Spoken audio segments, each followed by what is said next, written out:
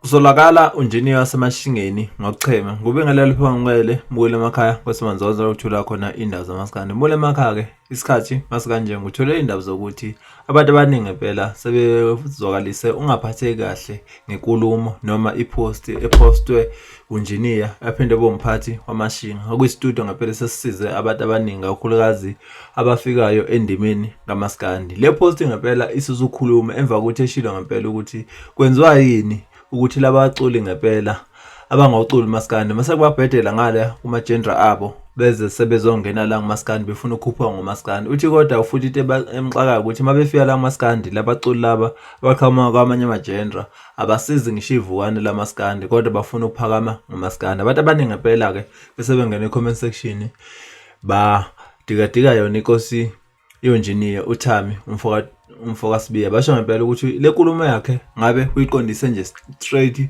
kuJumbo wangalokho egwegwesa. Basho ngempela ukuthi le nkulumo iyabonana ngempela ukuthi igadla uJumbo.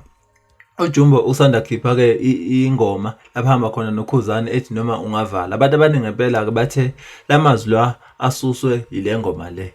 Mbule emakhaya ke wena ngabe ubona kanjani? Ngabe ngempela le post iqondene noJumbo yini? Njengoba abantu beze baqhathanisa ukuthi ngenzeka ukuthi uNkosi yonjiniya uThami ucheme nezigqokama beze behamba bo screenshota ipost epostwe kuye ezukweni ezendlule lapho khona bethi siyeza isikhova eposte khona igcokama lifeaturishe uNomcebo Zikode. Abantu abaningi bathi ubengagxingani kule post leya ngoba naye uNomcebo ngempela uzokhipha ngamaskandi. Mbule emakhaya ke ngabe kuthini uphala wakho ngalolu daba? Ngabe ngempela inkosi yonjiniya ngabe ichemile yini? Mase phinde siza ukuthi wena ngombono wakho ngabe ubona ukuthi lento le izogcina phi njengoba ugcine ezowavala ama comment lapha ku Facebook njengoba abantu abaningi bethi lento ayenzayo izodala ukuthi ehlelwe ngabantu ngoba usevezi ngokusobala ukuthi ucheme negcokama elisha. Mbule emakhaya izona indaba engithangaphathela zona akehlangane futhi ngokuzayo. Siyabonga.